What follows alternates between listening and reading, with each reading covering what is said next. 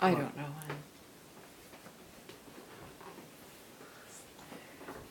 There. So good. It's good afternoon, and you're joining me, I hope. And I just got these cute little cups today. Aren't they cute? Actually, I had to replace one little item that I had, and I thought, well, as long as I was doing it, I would get a couple of cups for one for Tom and I, and one for you and me. Why not? Why not? And I'm making this for two reasons today. The first one is I'd like to ask for your help. I had a 35-year-old blender just die in the kitchen when I was preparing our lunch. Okay, and you've seen me use it. I think it was the early 80s. My folks gave it to me, and it was an Ostersize or Oster something, and it's worked good, but it died. So, what would you recommend that I get? What is really good? And I know at 81, how many more years am I going to use it? But I want something that's good. When I go to use it, I do want it to be good. I want it to be versatile. Well, you want it to work. And I want it to work. I don't want a cheap bunch of junk. You know, you pay a lot. Why buy junk and have to do it several times when you might get something good and it'll last 35 years? I can give it to my kids or whoever afterwards. Okay, that's that. So help me out on that. Then this last week I was listening to Jim and Rinda, and I don't think you saw it, Tom, but they found a snake in their little barn. Oh, no. Oh, no is right. And so the camera is on, and all of a sudden the snake goes in the other room, and they follow the snake to get it, and you can't see him.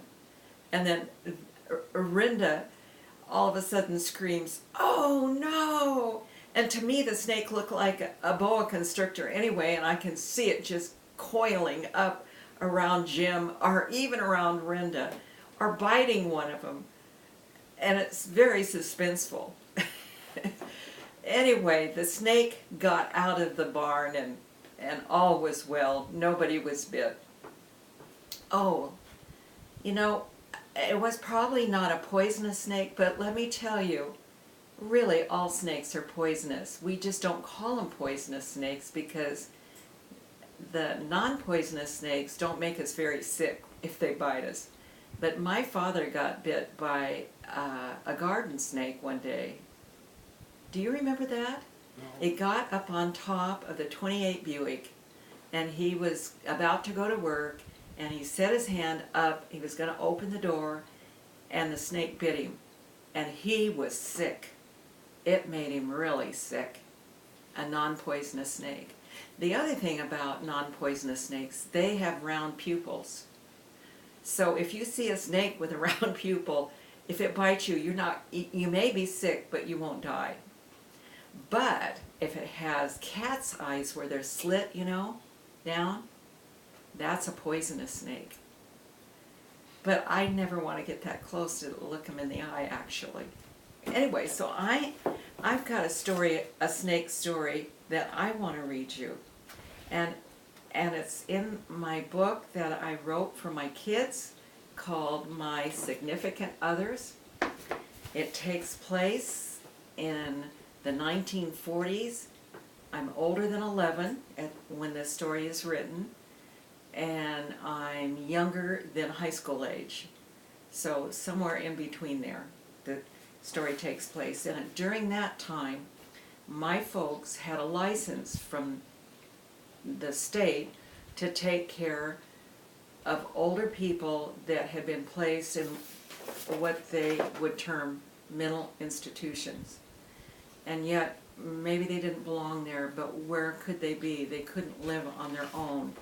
So they had us this license, and this is a story about one of these women that were in our home. And the first paragraph may not make much sense, but I'm going to start there because it's based on the chapter before.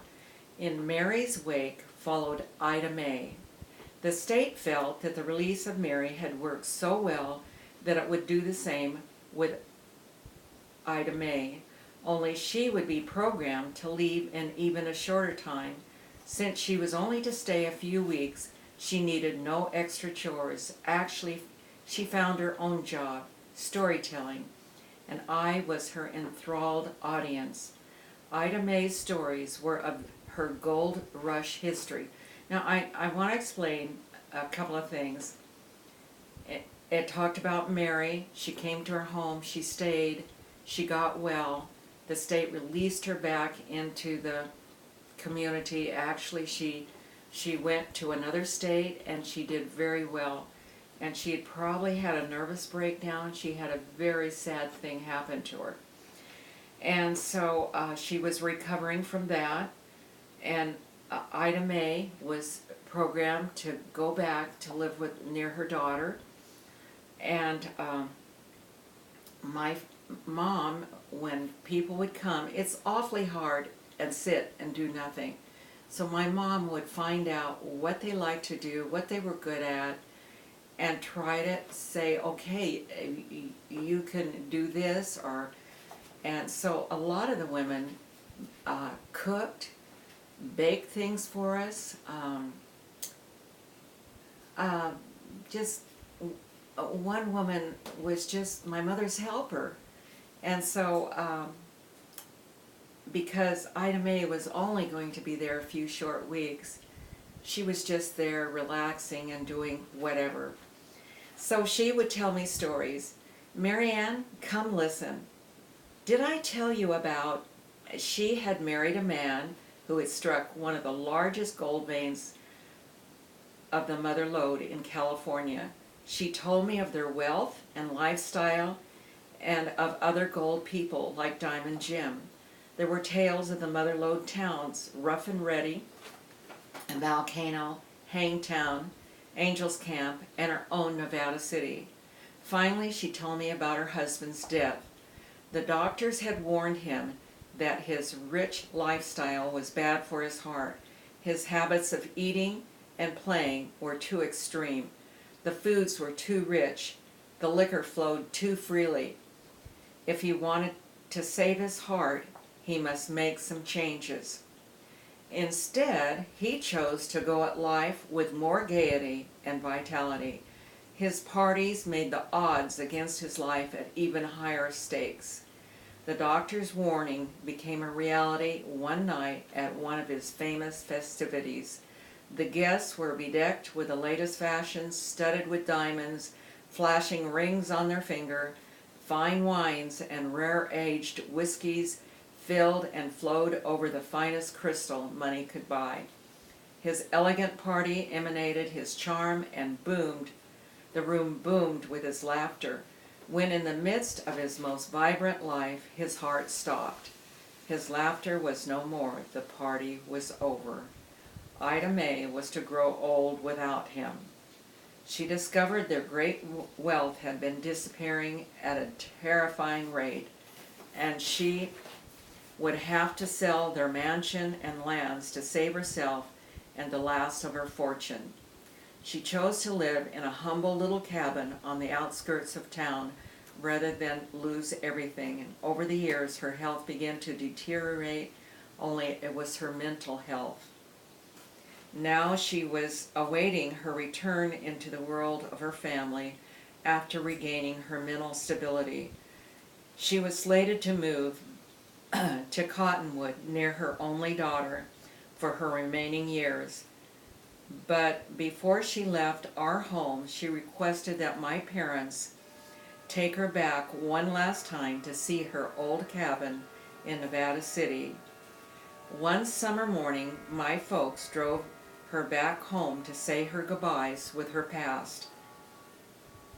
My folks had warned her that the snows and rains, the wind and sun would have ravished her home by now and not to expect much. She said she knew that, what time could do. She was prepared, but she still needed to go. As my folks had warned, the cabin could hardly be called still standing. The winds had carried off many of the shingles and even some of the siding. The sun had bleached the remaining siding to soft patina gray with few flakes of paint tenaciously clinging to smooth grains of weathered wood. Ida May stood a few silent moments as if in a spell, perhaps trying to get her bearings or envision the home of her earlier life. She broke the enchantment. "Come on, I'll take you into what used to be my kitchen." She led the way precariously over the decaying floors. "Marcus," she always called my father by his first name. "Marcus, would you pry up my floor here?" She stood pointing. "Right there?" My parents were caught up in the mystery of the moment. "Sure," my dad answered. "I have an old screwdriver in the car. I'll be right back." While waiting, Ida May began to share with my mom what her home had meant to her, how lonely she had been without her exuberant husband, and then learning to accept her fate, she discovered a wonderful, peaceful life there in her little home till I became ill. But that's over now. I'm looking forward to living near my daughter. She's such a delight, a little like her father. Before she could go further, my dad had returned with tool in hand. "Here I am, ready to work. Which boards do you want up?" "There," she pointed. "This'll be easy, everything's so loose." And it was, only they didn't expect to see a huge rattlesnake, coiled and angry at being disturbed. They jumped back, the snake furiously rattling. Ida May grabbed one of the loose planks and threw it at the reptile, yelling, "Get the heck out of here, go on!" She reached for another board, beating around the hole. She ousted the snake. Frightened, he slithered out of sight. "Look, there's an old leather purse down there in the hole," my dad yelled. "That's what I came for," said Ida May, and she reached quickly down into the snake's den. She opened the purse and showed my folks. Now, this is a true story. Really happened. It was stuffed full of $100 bills. It's the last of my husband's gold fortune, and I'm going to use it to start my new life. She offered to share some with my folks. They refused. "You'll need every bit of it before it's over." On the way back, my dad thought about the rattlesnake and how it was really the one who deserved the reward for saving her purse all those years. If it hadn't been for the snake, the mice and the rats would have chewed through the leather years ago and then started on the money. Yes, it's the snake you need to thank. The next week, Ida May was gone. She left with me the memories of her stories. Her life left me with the greatest story of them all. Wow, Yeah. this is still on. What, hon? The camera is on. Oh, good. What do you think might be under our kitchen floor? What do I think? Do you think there could be anything fun under our kitchen floor? Exciting? I doubt it very much. Just dirt and spiders? Who knows? Mice. Mice? I've never seen a mouse in the house. I don't know. Okay, well, that's my story of the snake. A little bit better than Jim and Renda's, I think. I mean, for outcome. I've often thought of Ida May, what happened to her, what kind of a life she had after that. So I'll leave you with that. Don't forget to answer about what I should get as a replacement. And you have a good afternoon.